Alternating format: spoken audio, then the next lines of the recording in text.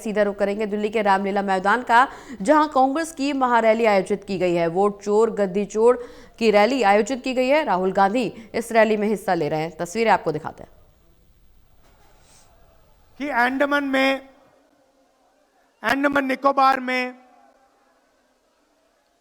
मोहन भागवत ने एक बयान दिया।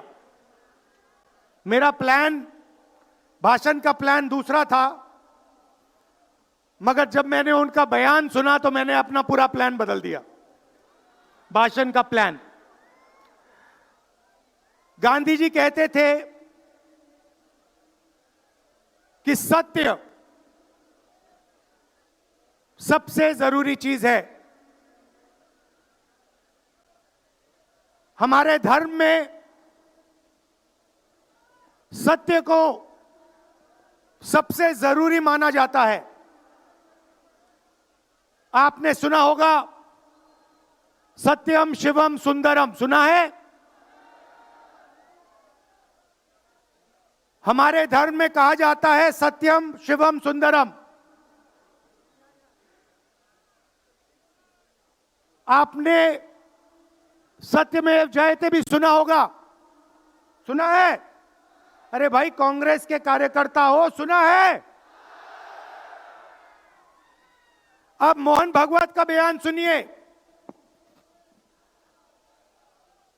विश्व सत्य को नहीं,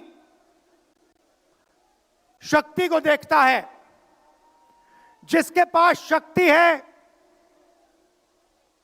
उसे माना जाता है। यह मोहन भागवत की सोच है, यह विचारधारा आरएसएस की है। हमारी विचारधारा, हिंदुस्तान की विचारधारा, हिंदू धर्म की विचारधारा, दुनिया के हर धर्म की विचारधारा कहती है कि सत्य सबसे जरूरी है। और भगवत कहता है सत्य का कोई मतलब नहीं है, सत्ता जरूरी है। इस बात की लड़ाई हो रही है हिंदुस्तान में। भाइयों और बहनों, सत्य और असत्य के बीच में लड़ाई हो रही है। और मैं आपको इस स्टेज से गारंटी देके कहता हूं, आप देखना, हम सत्य को लेकर, सत्य के पीछे खड़े होकर नरेंद्र मोदी और अमित शाह को, आरएसएस की सरकार को हिंदुस्तान से हटाएंगे। उनके पास सत्ता है, वो वोट चोरी करते हैं। देखिए, आपके सामने पड़ा है, वो वोट चोरी करते हैं। 10,000 रुपए चुनाव के समय, चुनाव हो रहा है, 10,000 रुपए वो देते हैं। उनके इलेक्शन कमिश्नर हैं, जिनके नाम अभी प्रियंका जी ने लिए, मैं भी ले लेता हूं। नहीं है? Gyanesh Kumar, doctor Sukhbir Singh Sandhu, doctor Vivek Joshi. याद रखिए, ज्ञानेश कुमार, सुखबीर सिंह सांधू, विवेक जोशी।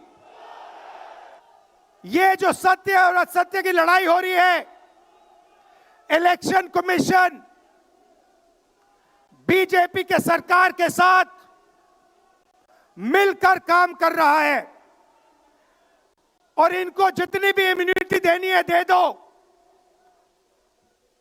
नरेंद्र मोदी जी ने इलेक्शन कमिश्नर्स के लिए कानून बदला, नया कानून लाए, कहा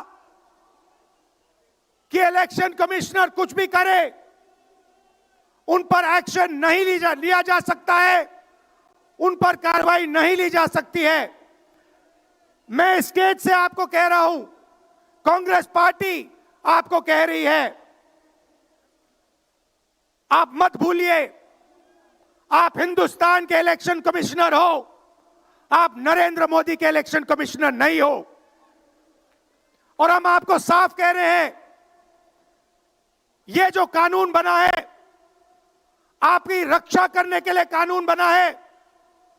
इस कानून को हम बदलेंगे, रेट्रोएक्टिवली बदलेंगे और आपके खिलाफ एक्शन लेंगे,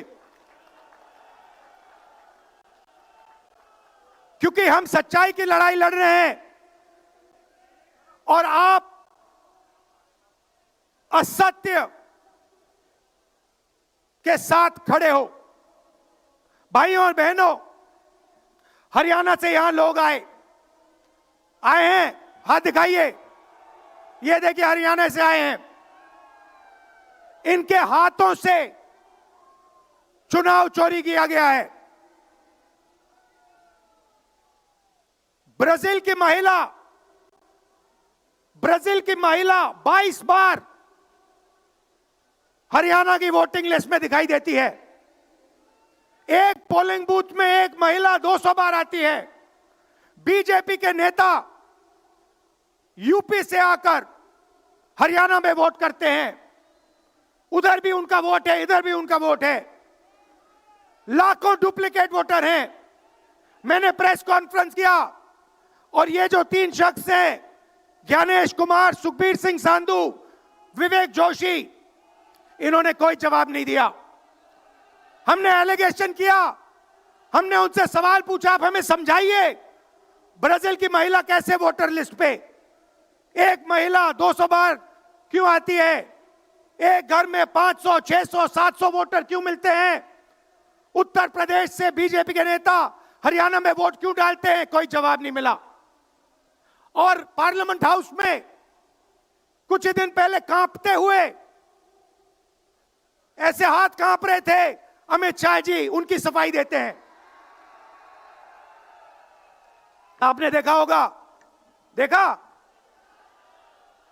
मैंने उनको सीधा चैलेंज किया कि आइए पार्लियामेंट में, आपने मेरी प्रेस कॉन्फ्रेंस की बात की, आइए डिबेट करते हैं, देश को दिखाते हैं सच कौन बोल रहा है। ये आप भूलिए मत, ये देश सच का देश है, सत्य का देश है। आपके पास सत्ता आज है, आप पावर में हैं, इसका कोई मतलब नहीं है। देश की जनता सत्य को समझती है, सत्य के लिए लड़ती है। ये देश सत्य के लिए जान दिया है। आपने देखा अमित शाह को, हाथ देखा अमित शाह का, हाथ देखा कांपते हुए ऐसे देखा? क्यों हाथ क्यों कांप रहा था? मैं बताता हूं। क्योंकि ये बहादुर जब ही हैं जब इनके हाथ में सत्ता है। जैसे ही इनके साथ से सत्ता निकलेगी, आप देखना इनकी बहादुरी कहां जाएगी।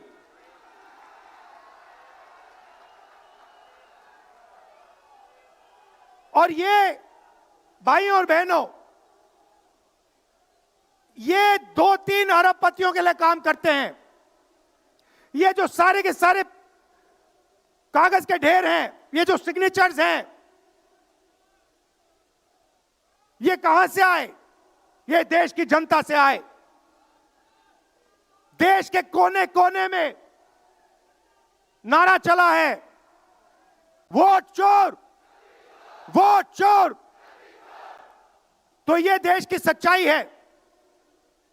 ये 6 साल का बच्चा, 90 साल का बुजुर्ग, ये सब जानते हैं कि नरेंद्र मोदी, अमित शाह वोट चोरी करके चुनाव जीतते हैं।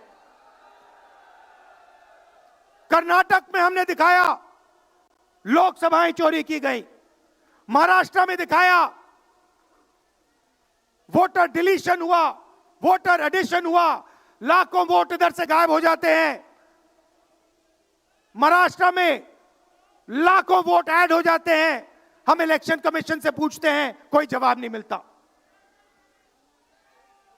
मगर शायद टाइम लगे, देखिए शायद टाइम लगे, मगर हिंदुस्तान में सत्य की जीत होने वाली है। और अमित शाह जी, मोदी जी, जितने भी आपको भाषण देने हैं आप दे दीजिए। अंत में इस देश में सत्य की जीत होती है। महात्मा गांधी ने हमें रास्ता दिखाया था, उस रास्ते पर हम चलते हैं और सत्य से आपको निकालेंगे। नफरत से नहीं, हिंसा से नहीं, सत्य और अहिंसा के साथ हम नरेंद्र मोदी और अमित शाह को हरा के दिखाएंगे।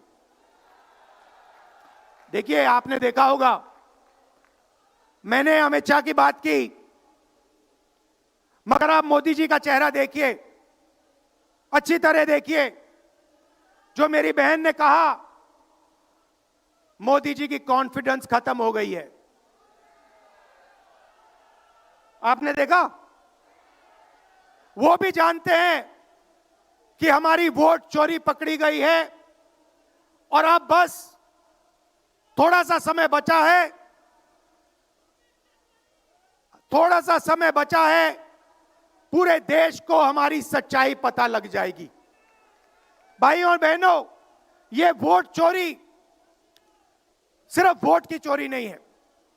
सबसे पहले ये इस संविधान पर, अंबेडकर जी के संविधान पर आक्रमण है। इस संविधान में लिखा है एक व्यक्ति को एक वोट मिलना चाहिए।